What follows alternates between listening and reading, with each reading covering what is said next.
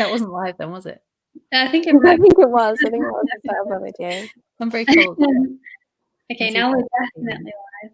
All right, Everyone can see and hear us now. Okay, sorry. Hi everyone. If anyone's watching, I think one person is actually. Thanks for joining us. We're going to talk about home births and the practical things that can be useful if you're planning a home birth. Nobody asked any questions yet, so we kind of came up with some from questions that we're frequently asked. And yeah, I guess we'll start with those. Hi, Stella. Hi. And then if anyone has any questions or tips, throw them in the comments and we'll put them on the screen. I've got a question. Oh, go on. When we're talking about the practicalities of home birth, is it practical to plan for a home birth even if you're not planning one? Yes. I don't understand the question, but I think it's always a good idea to plan for a home birth because every birth starts at home. Even if you're going to give birth in hospital or the birth centre, that labour and birth starts at home. So to plan for that, even if you know that you're not going to stay there, it sets the scene for birth going smoothly. Definitely. Is that what you meant, Ellie? Yeah. Sorry if I threw you up there with a question that we had not rehearsed. You did. That's a good question because it invites everyone who isn't sure if they're having a home birth, and it's still useful information to have for everyone. So, okay, the first question I wrote down was, what do I need? Like, what things do I need? I feel like this is a question that comes up a lot. And the first thing I wrote down was nothing. You don't actually need anything apart from, your body and a safe environment to birth in. But in terms of practical things, there's loads of things that you could have. Yeah, it's more like what might you find helpful rather than what do you need? Yeah, absolutely. What's your normal answer to that question? What would you start with? Towels are good. Definitely a good one. However many towels you have. This comes up when we do the home birth groups that we run every month. This is a question that surprisingly comes up a lot. And I think we always say, if you have, the name of this live, if you have one towel, then you'll make one towel work. If you have 30 towels, you'll probably use every single one. So I think it comes back to the fact that actually we don't need anything other than our own bodies and the support that we have around us, because we're resourceful. Women are incredibly resourceful and will make use of what we have available to us. So the towels are good for mopping up stuff. And keeping warm sometimes. So like thing to hand. Towels. Well, we're on the subject of towels. This is something that comes up a lot and we forgot to bullet point. Just that afterwards you don't have to throw your towels in the bin. No. Best tips for cleaning your towels is give them a cold rinse with some salt and then just put them in a normal wash. And 9 times out of 10, they come out perfectly fine. And if not, it's a nice memory of your birth whenever you have a bath. That stained towel. Yeah, and I feel like, starting motherhood, I mean, you're not going to throw away everything that gets dirty, otherwise you'll have nothing left. So no. When I was planning to have my first home birth with Theo, I decided that it was a good opportunity to get new towels. So I bought a set of brand new towels with the view that I would use my old ones during the birth and then throw them away. But I washed them and they were fine. So I ended up with just tons of towels afterwards that I probably didn't need. It's nice to have new towels, though. Mm-hmm. Yeah, and if you're going to wash them, which you can, then why not just just buy nice towels for the birth instead of thinking, I'll just use loads of old ones and I'll throw them away. No, damn it, Like, I don't think that you need to do anything to make birth special. I think it just inherently is. Even if you give birth unexpectedly at home when you're in your jemmy jams and you haven't put your twinkly lights up, it's still going to be awesome because it's your home and it's your birth. So it just automatically is. You don't need to do anything to make it special. And in fact, I think that we can make things go the other way if we try and set the scene too much. Because we're humans, our hormones are shy. And as soon as we set the scene for this thing to happen in this place, when it's like a bodily function, which just has its own inner timer, then we can get stage fright, kind of stage fright, like performance anxiety. And that's why I often see women who've gone, and this is my birth space, and this is where my pool is going to be, and this is my altar, and this is where, and then she just has a baby in next to the toilet or on the toilet, because that's where she feels safe and relaxed, and there's no expectation of her to have a baby or to do anything particular in there. So yeah, don't focus on setting the scene too much. You already have by being pregnant and living in a house. Yeah. I was going to say something different there. Oh yeah, but if you want to buy yourself nice towels, then bloody do it. I'm also a fan of maybe using like something nice to be sick in. I know it sounds a little bit silly, but when we think of being sick, like in the rest of our lives, when we're sick, it means we're not very well. But when we are sick, when we're in labour, it means that our body's working perfectly and our largest muscle is doing its job amazingly. And you ain't got any time for digestion. Digestion, no, that's for later. And before. This isn't for now. So, yeah, you clear that body. You bath. And when you do bath, that means, yeah, it's a good sign that labour is progressing. So why not honour it? Why not bath into a nice bowl? That's just my take. That's such a nice idea. Because it is like you said, every other time it's not a nice thing. I mean, obviously being sick isn't nice, but you can make it a bit nicer, I guess. But also, if it's a bucket that's just like really practical, like that's okay too. Yeah, I mean, any other time, if you bath, it's your responsibility to clean it up. But when you're in labour, you can bath anywhere. You don't have to worry about it.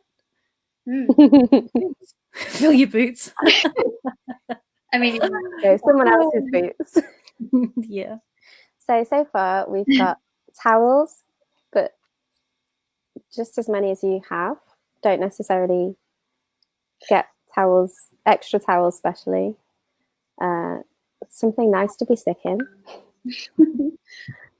That's not an DMD endorsed tip. That's just from me. That's an Ellie tip. I would say, after, leading on from what you said, Laurie, buckets can be useful for other things too.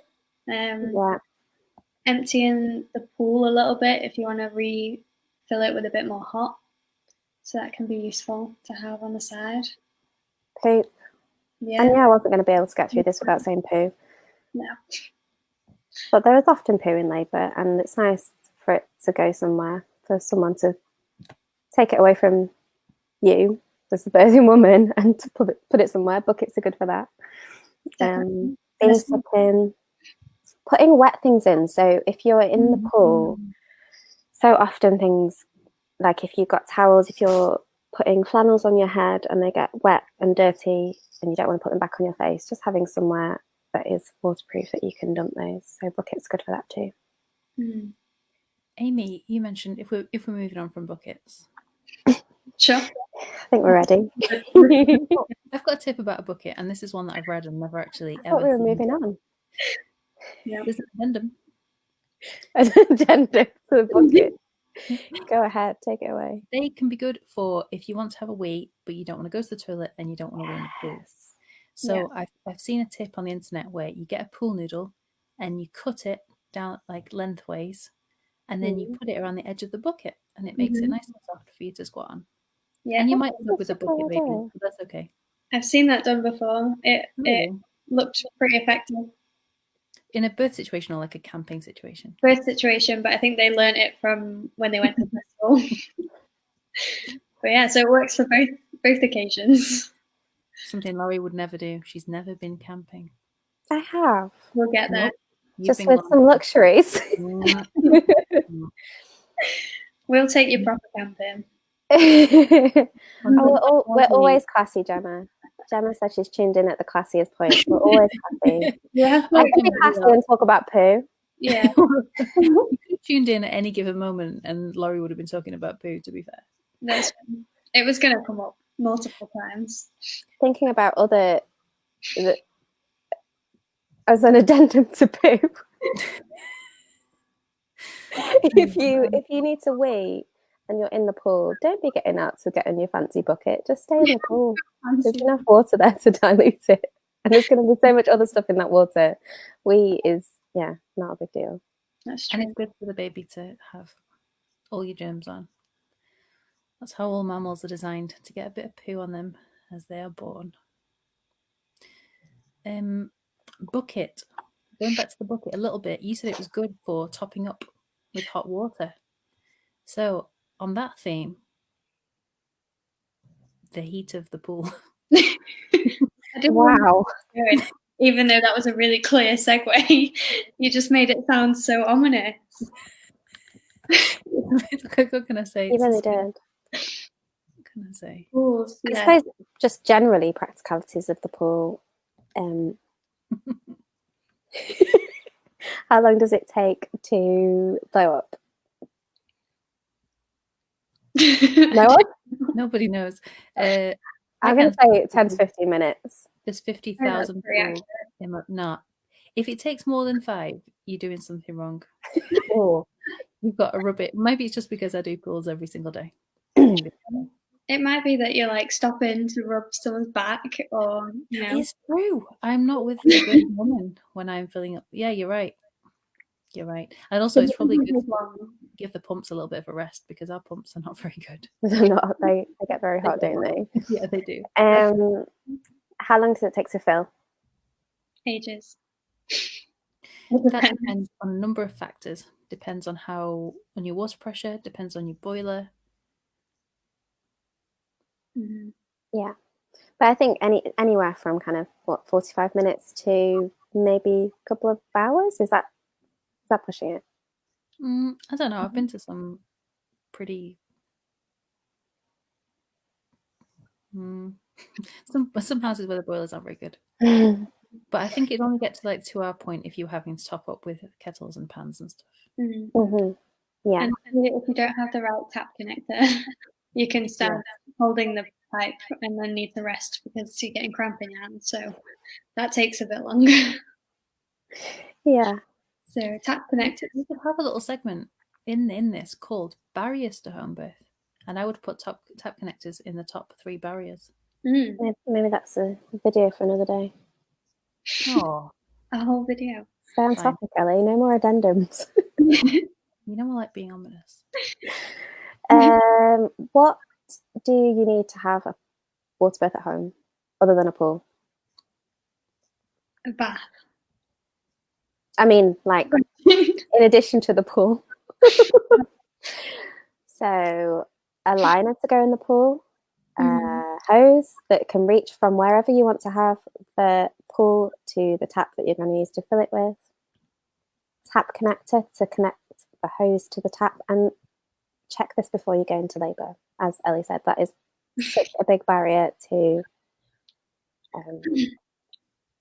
pool births at home. We've got a question. Oh, hi, Alice. Hi. Hey, How long does it take? Oh, it's gone. Sorry. It was how long does it take to fill? And I don't know if you just joined, Alice, but we were saying that, it can really vary depending on your boiler and how much hot water you have. I know that if I were to try and fill a pool here at my flat, I would run out of hot water way before it filled up. So I'd probably need lots of kettles and stuff like that, which would take longer. But so it's a bit of an unknown unless you're going to do like a wet run of how long it's going to take to fill up. But the good news is it only loses about 1 degree of heat per hour. Mm-hmm. So if you are going to do it before, not you, because it's never going to be the labouring woman, but it's okay to set it up ahead of time and then just top it up if need to be. So maybe don't wait until you want to get in the pool. Maybe have it ready.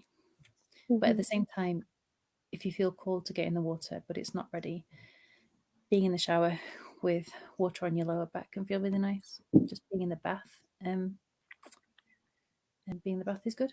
Comment from Decla, who was just talking about baths. Any cons to bath over pool? If you're going to use your bath, then get a bit of blue tack or duct tape and put it over the overflow so you can get it really, really full.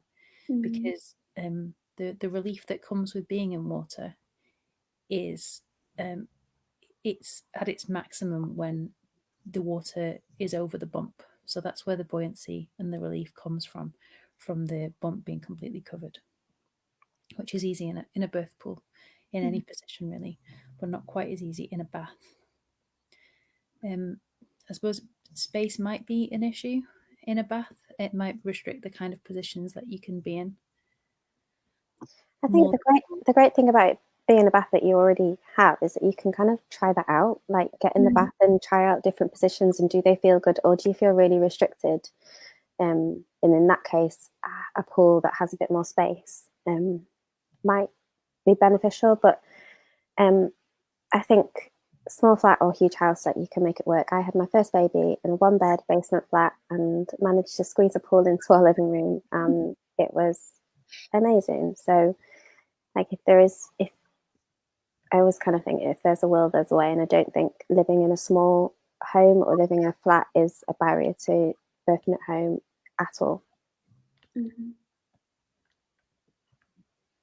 Are there any other questions? I think there's another one from Decla. Yeah. Yes, yeah. Is it a bad idea to have my partner, some friends, and my mum there? Is that too many people? It really depends on you. That's the way some people birth, is to be surrounded by other people, and as long as they're people that you feel safe with, there is no right answer to that, I don't think. Yeah, I don't think there isn't too many people. There's the wrong people. So if they're people that you want to have there, who you feel safe with, then that's really great. And also, as long as they know that you might change your mind as well, that you might intend to have all of those people there, and actually when it comes to it, you just want it to be your partner, or you just want it to be your mum, or you want to be completely by yourself. As long as they know that you are the one like calling the shots, you get to decide. But I know we've heard in our community groups positive birth stories where women have described having so many people there, and I couldn't imagine giving birth with all of those people there, but they were the right people for her to have in her birth space, so it worked for her. Well, say that thing, Laurie, that you say about how it's not the number of people, it's about the roles that they have. I think I just said that. It didn't give me the feels that it normally does when you tell me. It's just it's not about having too many people there, it's about having the right people there. And if everyone there is there for a reason, they're there because you want them to be, and they're supporting you in the way that you want them to support you, then that is all gonna lead to kind of positive oxytocin flowing. But if there's someone there and they're not really fitting a role, and they're not there to support you, they're just there because they want to see your baby being born, then I don't think that necessarily is conducive to you feeling unobserved and safe, so that you can surrender to the birth process.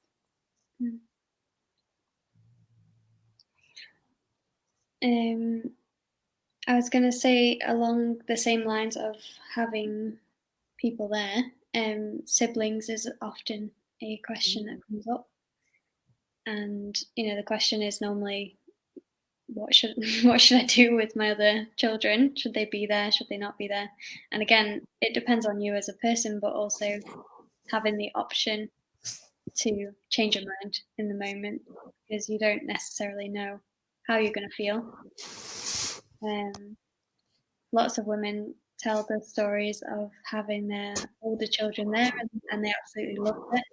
Other women, it stressed them out and they couldn't quite get in the zone because they were too focused on their other children. And so it depends on you and what's going to feel best for you. But to have a backup plan somewhere where they could go if you change your mind at some point is probably a good idea. Not so easy at the moment, but Yeah.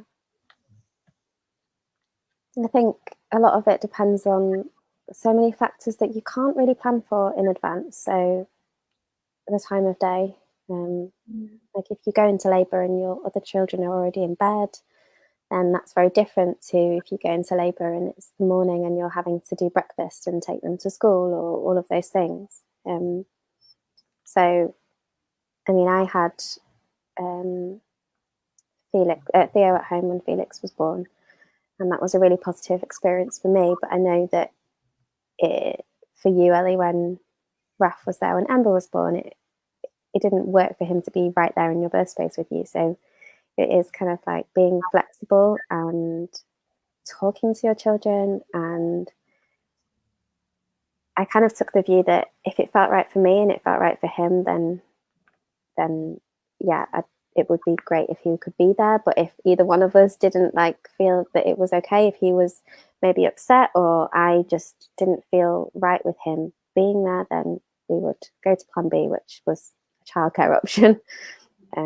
And it's something that doulas can be good for as well, and that having just an extra pair of hands, an extra adult in your birth space who can kind of help with that balance of supporting the birthing woman, but also recognizing that there are other people in the birth space who have needs that can't just be put to one side because they're children. I know that Ellie's played a lot of stickle bricks in her years of being a doula. Yeah, because obviously we're there for emotional support, but it's the practical stuff as well. And sometimes the practical stuff is really, really pressing and you need another pair of hands. Yeah. All that being said, I feel like birth always does just work out. Like how many times we've been to births where the woman has been, like most of our antenatals have been about how the child doesn't sleep through the night and how she's the only one that can settle the child and how is she ever going to have this baby. And it'll be the first, when she has that baby, it's the first night that other child's ever slept through the night, or it does just work out. But I think things have a way of working out when you make plans. If you just kind of like, it's all going to be fine, it's all going to be fine, it's all going to be fine. I think that having that mindset, if it's, oh no, cat. I think if that's legit, that feeling, then I think that can go really well. But I think it's so rare that feeling is legit. I think it's something that we tell ourselves because we really hope that it's true, but we don't actually believe it. So if someone's telling themselves that, it's just going to be fine, it's just going to be fine. Oh shit, what if it's not? Then I would encourage them to explore all of their options and to look at the things that make them feel uncomfortable. Okay, so in a pinch, who would look after my child? If it came to it and my partner was absolutely doing my head in, what would I be able to say? If I've invited all these people and in the end I just want to sit in the bathroom by myself, what do I do? What if I've planned to give birth completely by myself, but then I decide that what if I decide that I do want somebody? Who would that be? Who can come at short notice and who's going to be able to put their own feelings about birth aside and just be 100% present for me? Because sometimes that's not who we think it's going to be. See, that sounded ominous. Yeah, I like that. Yeah. Was there anything else on our list? Or on your list? I didn't make a list. You made a list in the chat. I just wrote it on paper and stuck it on the list. Official. Your cat walked past at the right time then, actually. What about pets? Again, I think it's quite similar to children in that I think it does just work out, but it's good to have a backup option. If it's like bonfire night and the dog's going crazy, you might want someone to come and pick them up. So yeah, having that option. But also, I've been to births where pets are not just like there, but participating, and it's so lovely. It's so lovely that when birth can be a family event, and hospital doesn't hold space for that. It doesn't create space for birth to be more than just the woman pushing out a baby. But at home, it can be something that everybody can participate in some way, even your pets. Maybe not your fish. In the pool, maybe.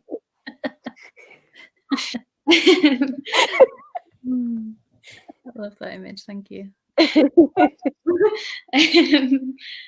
Okay, so that's siblings and pets. And I've got something to say other about pets. members. Go on, Ellie.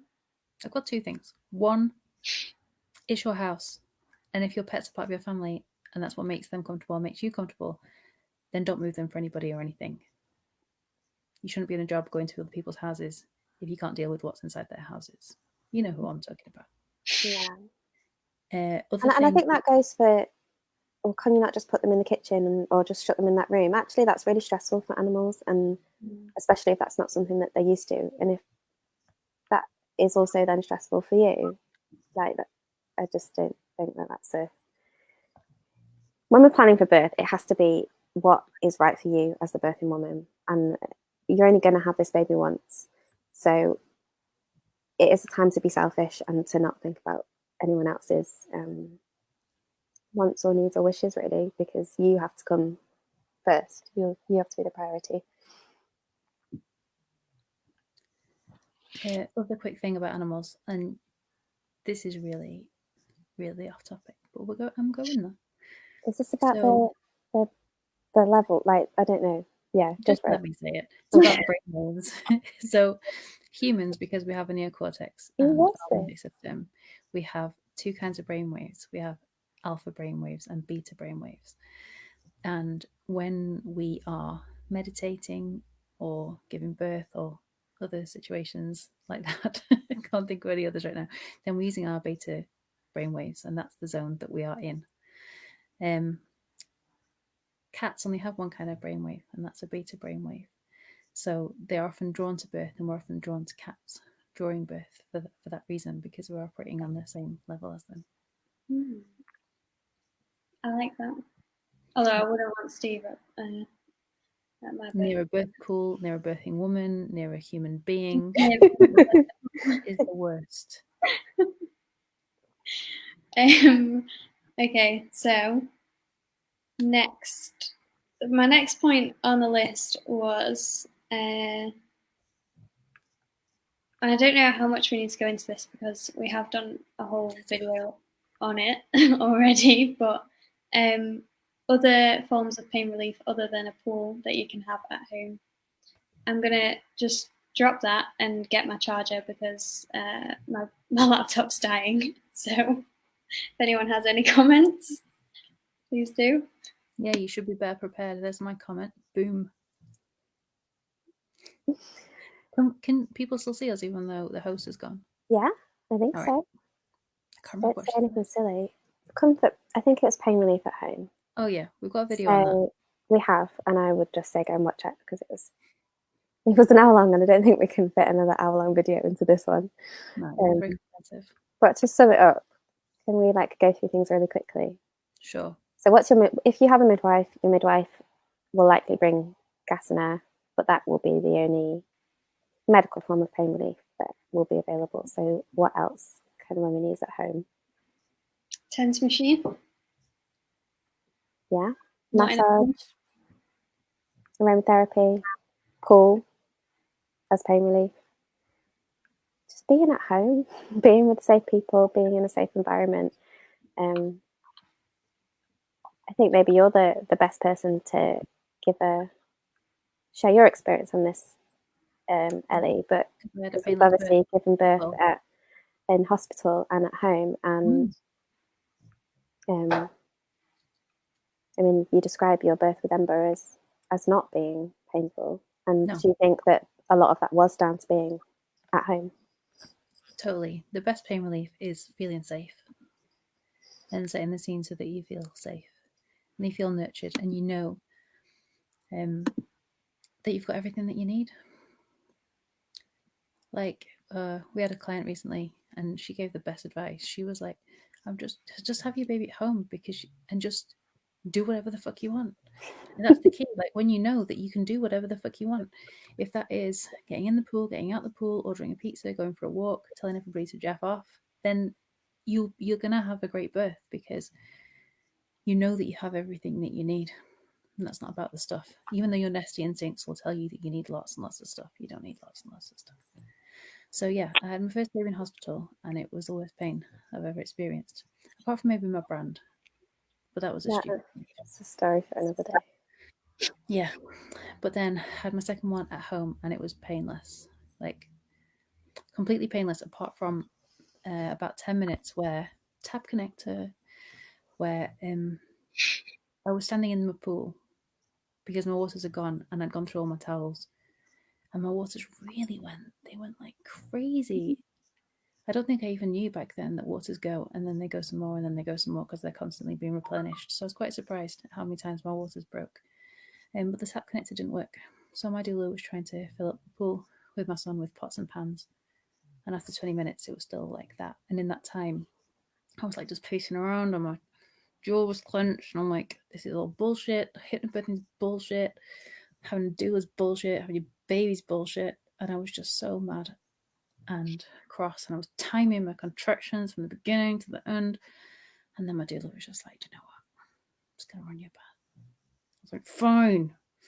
And she went upstairs, turned the lights off, lit a candle, put my hypnobirthing music on, and I got in the pool, in the bath. And it was amazing. The surges went from something that was scary and I was trying to keep at bay and I was thinking about like, oh my God, how many more is it going to be? To just like, oh, this is cool. This is nice. Like, I wonder if this is the peak. Oh, this one's got 2 peaks. Oh, this is really cool. And just being like really in it. Because I knew that I could tell her to do anything and she would do it. And had everything I needed in that little bathroom. Did you feel like there were any cons to being in the bath? Like in that moment? No, I feel like if transition hadn't made me kind of freak out and get out, then I feel like I could have just like slid down a little bit more and maybe like hooked my leg over the side of the bath, and I feel like that would have been quite comfortable for me to do. But during my transition, I was convinced that I wasn't having a baby and I just needed a poo and I should just sit on the toilet. It's never just a poo when you get to transition. Watch our video on transition to read more about that from a couple of weeks ago. What aromatherapy oils would you use? I am no aromatherapist, but I would just say whatever smells you're drawn to, whatever scents and oils smell good to you, help you feel relaxed. Like, you know, lavender is a common oil that's suggested for helping you relax, but I know that do you hate the smell of lavender, Ellie? Yeah, it gives me a headache. So like that's not going to help Ellie feel relaxed because she hates it. So I mean, I'm sure there's lots of information out there about oils that are traditionally or commonly used for birth, but as with all of this, just trust your instinct, trust what feels good, trust what feels like you can lean into it. Yeah, it's no point thinking about the things which are the best, like which are the best oils, which should I be using, because then you just ask your own inner compass because it's not going to lead you wrong. If you like the smell of something, then you'll relax to it, and that's even if it's not in the top 10 ideal ones for labour, then does it matter if you've gone, oh, this is really nice? Yeah. With aromatherapy though, you don't need to worry too much about ones that are in labour because obviously some are contraindicated in certain stages of pregnancy, but once you're in labour, then the baby's coming out. The baby's already coming. So but do be aware of how you use the aromatherapy, because it's you think it's going to be nice and fun and convenient to put it in the pool with you because it's right there and it's warm and it's going to be slowly evaporating. You'll be able to smell it. It's like put it all over your pillow. Yeah. But women in labour tend to transition very quickly from one feeling to another. Suddenly one kind of touch will feel amazing and then it's awful and then it's great again. And you're hot and you're cold, but you're also hot and cold at the same time. So it's the same with aromatherapy. If you've got something on your skin or in your pool, if you suddenly hate it, it's going to be really hard to escape that. So having it in a diffuser that's easy to change is good, but then having it on like I'm going to say hanky. I haven't said hanky, I don't think, ever before. So hanky. Or a tissue. Yeah, That's what I was the thinking. box. Yeah. That can be nice because you can just have it right there, and you can have lots of different smells on different hankies, and then you can just If you have a whole collection of hankies. you really can.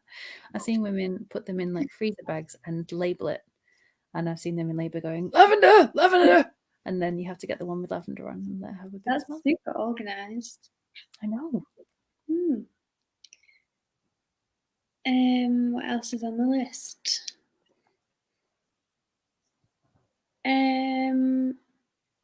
Oh, Laurie, I think you said something before on the chat about having thin walls or living, with neighbours on both sides. That, like, how can you combat that? I mean, you can't really do that much about it, but if you don't want them, knocking on the door thinking that there's something wrong, maybe worth telling them.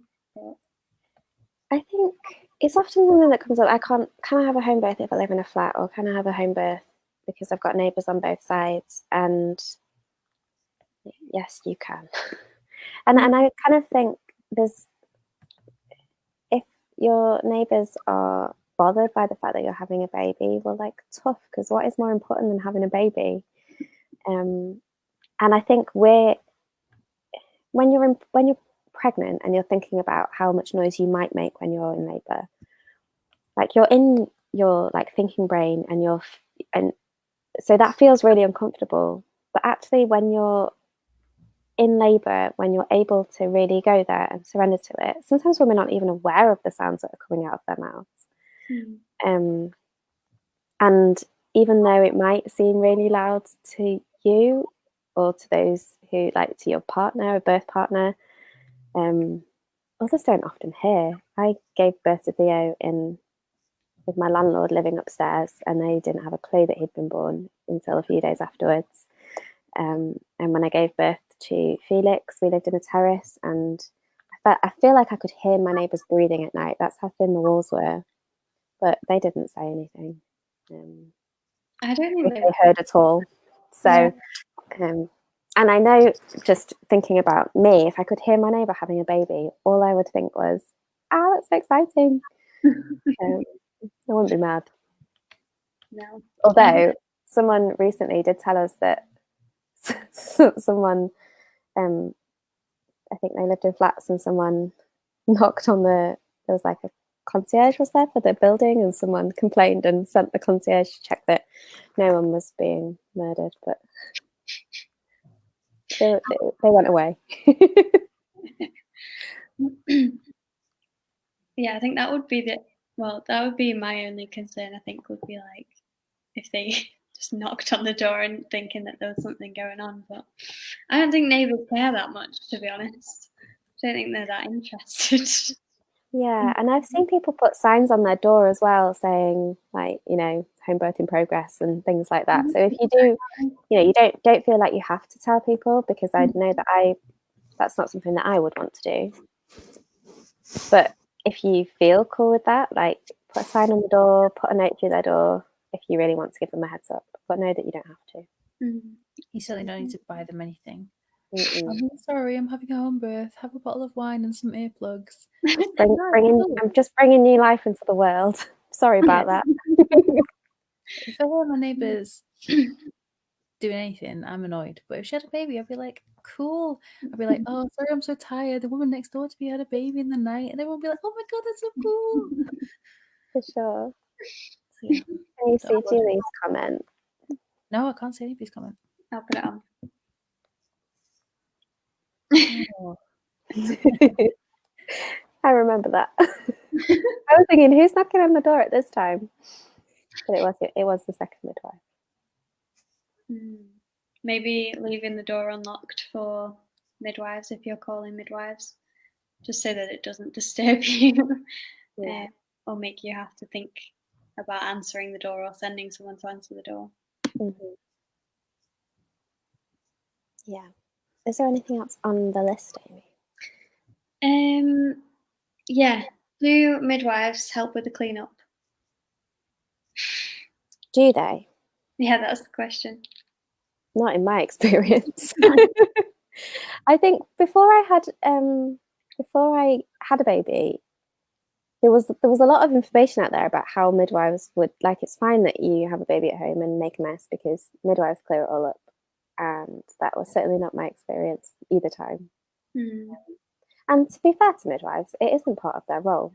Their role is to be there to ensure that they can provide medical assistance if it's needed, and that isn't clearing up your birth pool after you've given birth. So no, not in my experience. I don't know about either of you. Maybe you've been to births with some more holistic midwives who help with that stuff. No, but I do also wonder if it's because there's a doula there, because that is part of my role. Yeah. Maybe when we're not there, maybe they do. I don't know. Yeah.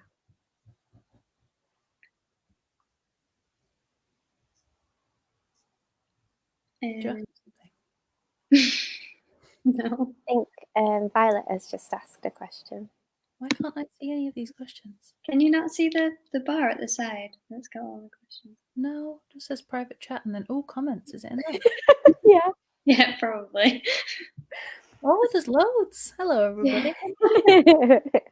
There's also 13 people watching. Not to. Oh, no, don't tell me that. It's just you two. Yeah, and Violet. Different kind of things that we can help with. Setting up a birth pool. I think I'm just going to start by saying nothing is off the table.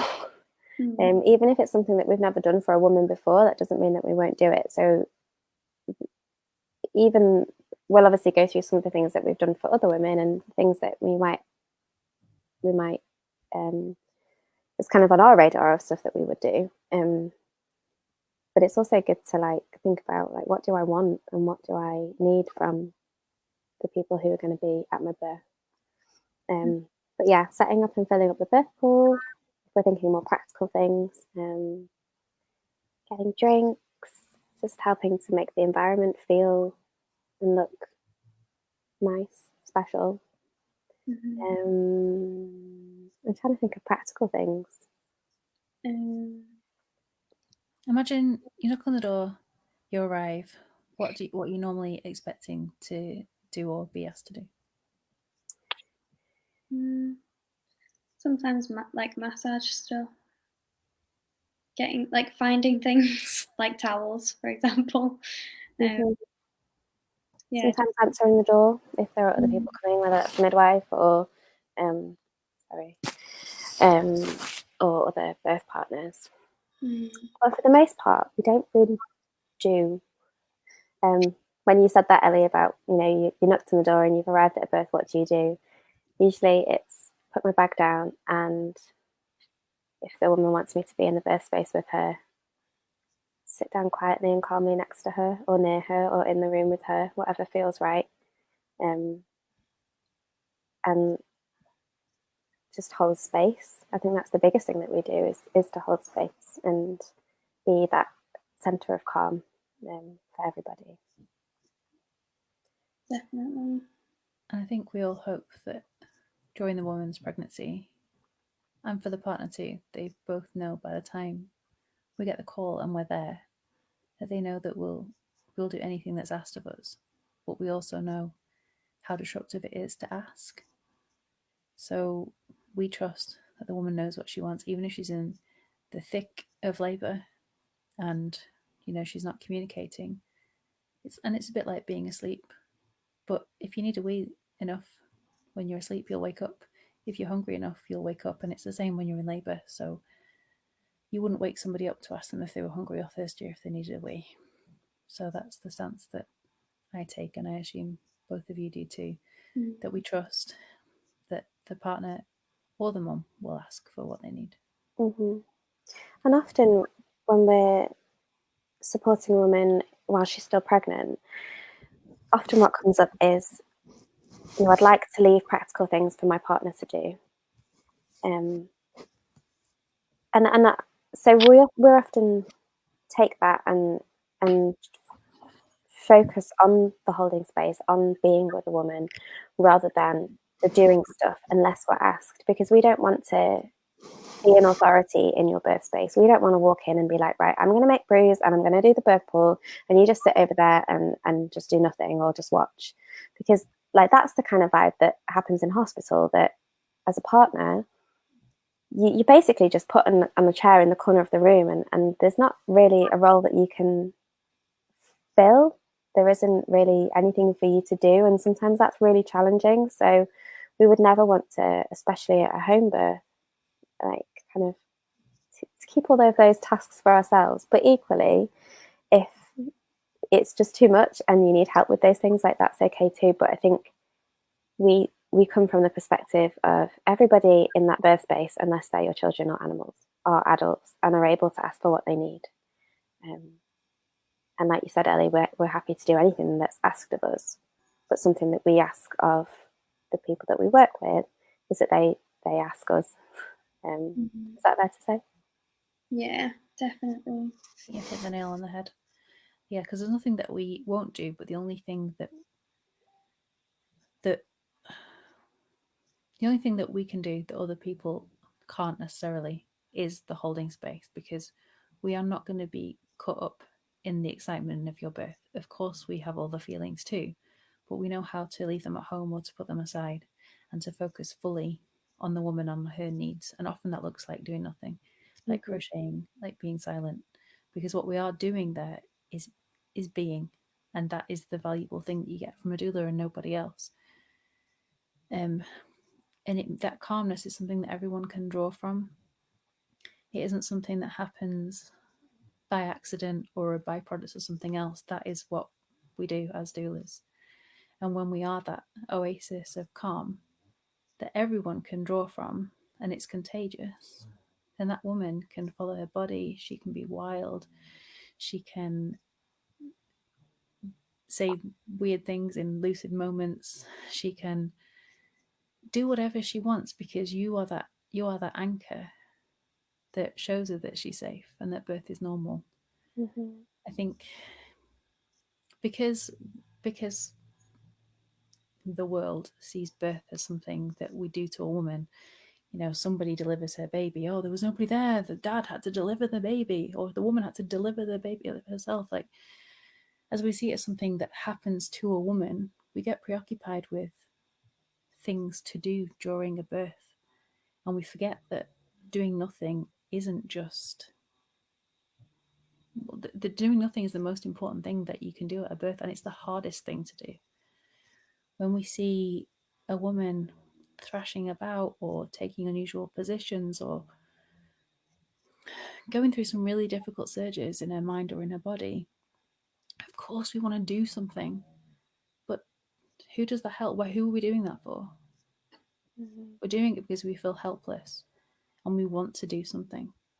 And sitting with her during that hard time is the best gift that we can give her. And it really takes skill and practice. It's not something that just happens. It's doing nothing is the hardest thing to do, and to have trust that she knows that you're there and you'll do anything that she asks, and that she will know what she needs from moment to moment. I think our role is a real balance between everything that you just described, Ellie, but also recognizing when there are things that need doing, and sometimes there are. There was thing of a birth where there was music playing and some of the tracks had like birdsong in, and the woman did not like the birdsong, and she didn't specifically say, Lauren, can you go and turn that off? But it was clear that she didn't like it, so that was something that I did. But that, I suppose that's an example of like not being asked, but recognizing when things need doing, but also that not being the focus of what we do. That, you know, if it looks like the pool's about to overflow, you know, we're going to get up and turn off the tap. Or if the pool seems a bit cool, then we might put some hot water in. Like, there are certainly things that we will do without being asked, but that isn't the focus, I guess. I can see comments now, and I can see Violet says something. She said something else. She says, I think I'm wondering, when you do that, can other people see, or do we still need to read it out? I think everyone can see. All right, and everyone can. I'll just give you a moment to read it. I think part of that being quiet and holding space is like, if anybody here crochets, you can crochet and watch TV, and you know exactly what everyone looks like and what exactly is going on between them and the relationship between them all. And you know what the silences mean, because even though you're crocheting, you're fully aware. And that's what happens at a birth. When you're sitting there and crocheting, you're not oblivious to what's going on. In fact, you're more finely tuned to what's going on, but you're not making anybody feel observed. Mm. And when I'm in the flow with a woman in that state, I can feel what she feels in her body. Like you said with the bird song, I would have known without her saying anything, from how she tensed or how she looked around or how she breathed, what it was that was upsetting her. Yeah. If I ever struggle to do that, I think of birth from the five senses. I'm thinking, what can she see? What can she hear? What can she smell? What does she feel? And I am watching and observing for all those things. And sometimes I just make a guess. Is it because she wants this kind of touch? Is it because she wants this? And if and just like because I trust her, and because she trusts me by that point, then if it's wrong, then she will tell me. Yeah. And I think there are some things that are kind of synonymous between all labouring women. Everybody needs to drink, otherwise you're going to get dehydrated. So, if we can recognise that a woman hasn't had a drink in a while and she isn't asking for one, we might offer her water. And that's not going to be, hang on, just stop what you're doing. Do you need a drink right now? It will just be quietly holding a glass of water near you. And if you want it, you'll take it. If you don't, you're just going to push it away or just ignore me. And that's totally fine. The same with like cold flannels. I know, I really get what you mean when you say, if I'm in labour land and I can't communicate. But in my experience, when women feel safe and they're in labour land, they don't feel the need to go within to the point where they can't come out of that. I see that in women when they don't feel safe, when they are maybe in an environment that isn't safe, or with people that don't feel safe. But sometimes that communication isn't like, I'm feeling really hot right now, can you do something about that? It's just hot, and we kind of know what that means, and we'll respond with cold flannels or whatever it may be, taking a blanket off you, taking off your dressing gown and supporting you with those things. So it is it's a dance, isn't it? It's kind of everybody being in that flow together, and there not necessarily being a need to have long conversations or exchange lots of words, but just like picking up what needs to happen and finding that balance between doing and being. Yeah, like you just run through. Sorry, Amy. No, it's all right. I was just going to say, like you said, Laurie, there's ways of asking or communicating non-verbally, or in like the minimalist kind of,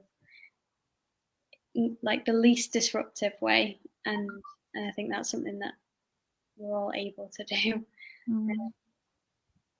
Yeah, in those moments when you're not quite sure, if most of the time you can tell. But Violet's comment, it's just made me think about going back to things that you might want to have. Cold flannels. And what has worked really well is having some ice and some kind of container, so that you can put the flannels back in the ice water and they can get cold really quickly. Yeah, they don't stay cold for long, do they? Exactly, yeah, so you can like leave a few in some icy water, and then you've got that like cold flannel when you need it. But again, a bit like with the aromatherapy, you can, if it's on a flannel, then you can kind of take it off if you're suddenly feeling cold.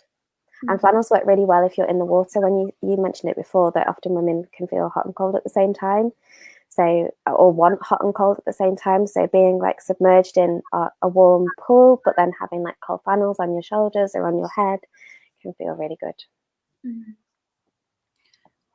We kind of wandered for a little bit there into doulas at home births, but talking about the practical things that we do, that we find ourselves doing, that we're asked to do, that we feel called to do, is still a practicality of home birth. So should we just just shout out things that you've been asked to do at births? Make Make tea. drinks.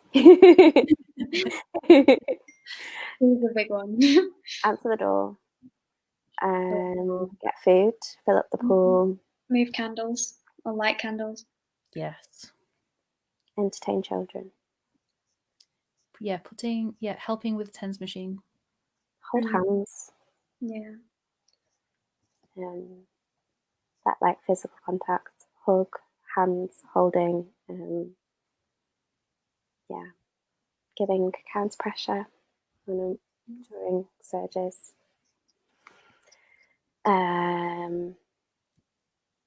Bringing a woman drink after or during surge. Oh yeah, after surges. And it's interesting, like what you said before, Ellie. Like you really do get when you get in that flow with a woman. It is you really do just get like in a rhythm together. Like she's doing her thing, like with each surge, and you're like doing what she's kind of calling of you in between, and there's kind of like that back and forth, and yeah, it feels really good. Afterwards as well, after the birth, there's always things. Cleaning up, yeah, away. The practical things tend to come after, I think. Yeah, that's so true. Because there is so much just being during the birth. That the doing kind of comes when there's stuff to clean up or a pool to put away or a bed to make, and more tea, obviously. Yeah, and sometimes just getting stuff like in those, like in that time after a woman's had her baby, all she wants to be is there with her baby, skin to skin, establishing breastfeeding, whatever she wants to do. So she doesn't want to be thinking about where she can go and get a nappy for the baby or clothes, or she's wants to get into pajamas where they may be. So often like going into a woman's room and just trying to find those things without having to ask can be fun. It can be a challenge. Yeah, for sure. Making sure that the room is warm enough, making sure that she's warm enough. That's another practical thing that I would say. Have lots of like warm clothes to hand for, if you are in the pool and then you want to get out of the pool in between, in labor you can be in and out if you want to have like fresh dry clothes just handy, because it's so easy to get cold when you're wet. And as soon as something gets cold, it's not comfortable. It gets wet, sorry, it's not comfortable, is it? Like even if it's just a corner of the towel, before you know it, the whole thing's soaking wet and you're freezing. So yeah, warm is really important. I think someone asked a question about placenta. I don't know if you can see it. I don't know. Okay. Was it a while ago? Amy. Oh yeah. What's the best way to birth placenta? I don't think there's a best way. I think it is whatever feels right for you, but you certainly don't need to get out of the pool if you don't want to. You might be told that you need to, but that is not true. Sometimes at births that I've been present at, midwives have asked women to get out of the pool because it makes it easier for them to monitor blood loss and things like that. But as Amy said, you definitely don't need to. If you are happy to stay in the pool and that's where you want to be, I think that's really important to follow your instincts, because I think we've said this before, that the birth isn't over until the placenta has been birthed. So all of the conditions that you had in place for the birth of your baby and all of the things that you were focused on around following your instincts and listening to what you need and what you want, it applies for the birth of your placenta as well. Definitely. Ellie shared some good tips around birthing your placenta, taking your time, breastfeeding, going with the surge. She said, I got out the pool myself and instinctively stood up when I needed to, came out and caught it in a bowl. It's always great when it gets caught in a bowl, isn't it? You're so right, Ellie, as well, that it's different for every person and every birth. And I think the thing that stays the same is that women know best, that you know what you will need to do to birth your placenta in the way that you need to. Stay warm, keep the feelings of safety, keep the feelings of not being observed, being undisturbed, and let the hormones do their work. You'll never get that time back, so just enjoy it, revel in it, and make sure that everyone else is on board with what you want to do. Because as soon as you wake up and you start using your thinking brain, you never get that time back. So protect it. I don't know if there is anything else on Amy's list, but we did have some tips shared in our Wild Mothers WhatsApp group that I thought I might share. So, of women who couldn't join us on live. So, Kayla's tip was to air out the pool liner in advance. So, pool liners are plastic, and I don't know whether it's the pool liner themselves or the combination of that with the warm water, but it can be quite a chemically smell, can't it, in the birth space? So Kayla said that it cleared enough with opening the windows, and she was sniffing some lavender, and having the windows open meant that she got to hear birdsong and the sound of children playing while she was in labour. And she remembers thinking that's something that would never happen in hospital, which I think is really lovely. So yeah, air out the liner and open the windows.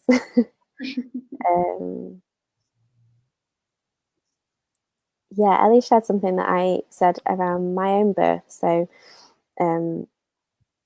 I had got lots of shower curtains and tarpaulin and lots of waterproof protective stuff to protect all of my furniture. And then I don't know why, but there was a single mattress on the floor that didn't have anything on it, and that was where I ended up giving birth. So I think you can be prepared as you think you're going to be, but also be prepared for the unexpected, and be prepared to not necessarily want to go along with the stage that you've set, as Ellie was saying earlier. That I don't know, in labour we don't tend to gravitate towards stages. It's dark, safe, unexpected areas. I'll see. Abby said that it was not as messy or bloody as she thought it would be. Although she still has a blood stain on the stairwell from her hands when she went upstairs to birth the placenta. I think that's so cool, though. I think it's kind of comes back to that family birth, it being a part of your life, not just this isolated event. Ellie said leave lots of time for the pool to be filled. But I will say, I hope you don't mind me saying this, Ellie, but you had an incredible birth team who filled your pool in record time. I've never seen a pool filled so quickly. Not me. No, not you. Ellie Skinner, who's in the comments. I think that's all of them. That's some good tips. I just thought of another one for kind of pool practicalities. Having a step to get in and out, because the one that's filled with air inside the pool is not really a step, and it's not either. What is it? I don't know what it is, but it's not stable. So yeah, the ones that people get for their kids when they're learning how to use a toilet. I don't know what you'd call it, just like a stool. But yeah, one of those is useful. Yeah, another thing that can help with that, if you're not particularly tall and you don't actually need the pool to be blown up with all three rings blown up fully, that you can let down the middle ring if it's a birth pool and a box pool, and that just lowers the height of the sides. So if you are a little bit shorter, then it's easier to climb over the edge or climb in and out. Yeah, empty in the pool as well. That pump is supposed to go in the water. It feels wrong, but it's supposed to. Just make sure you get the right one. Yeah, and don't turn it on when it's not in the water, otherwise it won't be very happy. And get out the water first. And scoop out bits in the pool before you start emptying the water, because otherwise your pump is going to get full of all sorts of gunk. Yeah. You've experienced that well, haven't you, Ellie? I remember Ellie calling me once at a birth going, I'm filling the pool, I'm emptying the pool, but I didn't scoop everything out and it's all stuck in the pump. Yeah, I had to get poo out of the pump with a straw. Oh, Not using my mouth, by poking. when you say we'll do anything, Pretty much anything. She doesn't know to this day that I did that, because that's not amazing. a lot of the stuff that we do, even the practical stuff, will forever be unknown because we are reading her body language, because we are picking up on the little clues. We don't say, oh, is it this thing that's annoying you? We just go and get rid. Yeah. And sometimes we know we obviously know what we've done, because for us at a birth it's like the cold light of day. We're not full of all of the wonderful hormones that birthing women are full of. But then when we hear that woman retell the story, someone else has done those things, and that is totally okay. We're not in this for the glory. We're not in this for women to be like, I could not have done this without Ellie or Laurie or Amy. We are happy for those things to be unknown and for us to just quietly contribute to you having an awesome birth. Violet's asking, is it a little seat, the little blow up thing inside a pool? You can try it. And not all of them have a seat as well. You're not missing out if it doesn't. No, my pool didn't have a seat, but I wasn't sure how I would use this, like why I would use a seat, so it didn't bother me. I don't think I've ever seen anyone use it. No. Or a step. It's just a bit pointless, but it's there. Regarding pools, we are going to do a video, aren't we, just on pools? On the we're going to try and do a demo actually showing how it sets up, and maybe demonstrate some of the positions that you might want to take in the pool. That sounds fun. Straws. Sorry, that was on my list of practical things. How did you forget straws? I know, I have them in my bag. Straws. I don't bring much in my doula bag for women. It's mostly stuff for me, but straws are always in there. Yeah, they're definitely on the list. Just going back to what we were saying before about offering things to the woman without kind of imposing, straws are really good in that you can have a glass of water in a straw and you can just put that next to a woman's mouth and she can very easily just have a drink without it bothering her too much if she wants one. Definitely. What else is in our bags that for practical reasons? Is there anything? We've got a video on that. Yeah. That's true. For practical reasons. In my bag, not very much. I can't think of anything else. I have gloves for any cleaning up, not for medical reasons.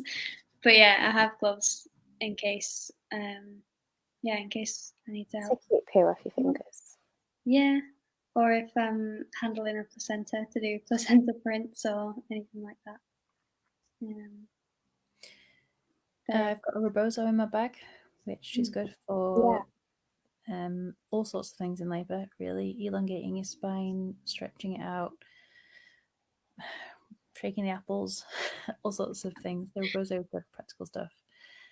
Tennis balls are in my bag for when a woman wants counter pressure on her lower back but doesn't want to be touched. I used to have honey in my bag, which I don't have anymore, because when you get tired in labour, you've got really, I suppose, two options, which is either just have a rest or a sleep and just go with it, or if you get the feeling that no, actually you don't want to be tired right now, you want to power on for whatever reason, then something sugary is good. Only when it's led by the woman, not if she's been told to hurry up, or because there's no actual reason to hurry up labour. It doesn't make any sense. So yeah, those are practical things I have in my bag. Socks I have in my bag because your feet can get cold in labour. But if you're at home, it's real unlikely that you're not going to have your own pair of socks anyway. But I was just going to say that I think all of these things are great. I think my approach is that if women want those things, that they'll have them available to them. And we'll make do with whatever they have. Yeah, but what if they say, can you go and get me some socks? They're in my room. And I'm like, oh no. They're going to be in a drawer, aren't they? I don't want to ruffle through a drawers, so I just have my own socks. Yeah, and I've got straws, plenty of straws. Yeah. Are we going to do a live on Back to Back Labour anytime soon? Yes. We could definitely like shuffle that to next in the queue, I think. Yeah, I think it might be next in the queue, but we're not sure when, if it's going to be next week or the week after yet. Yeah. One more question from Lisa. Or we can have more questions, that's fine. Would a scarf or a piece of material work as a rebozo? Yes. Anything. Yeah, definitely. I have like, it's like a wall hanging that I take in my bag. It's not actually a rebozo, but you can use it for a lot of the same things. So. Yeah, and if you're going to look at carrying your baby in a sling afterwards, they can be really good as well. Especially because they're designed to be strong as well. So if you're hanging it over a door and you're bearing your full weight on it, you don't want it to be anything flimsy. But yeah, scarf, any kind of piece of material. Well, I think that's everything on the list. If anyone has any more questions, feel free to fire them at us, or you can message us privately. You can comment after the video, or yeah, you can schedule a chat with us if you want to. If you want a pool, we do pool hire. And included in the pool hire is a holding space session with us, a support session, and just from the women who've made use of that, they found it really helpful. So it's good to be able that we're able to do both. That it's not just the practical pool hire. You do get that support built in with that as well. Yeah, if you come up with any other ideas, put them in the comments because they'll still be there after we finish recording. Thanks everyone. Thanks for watching. It's been great. See you next time. Bye.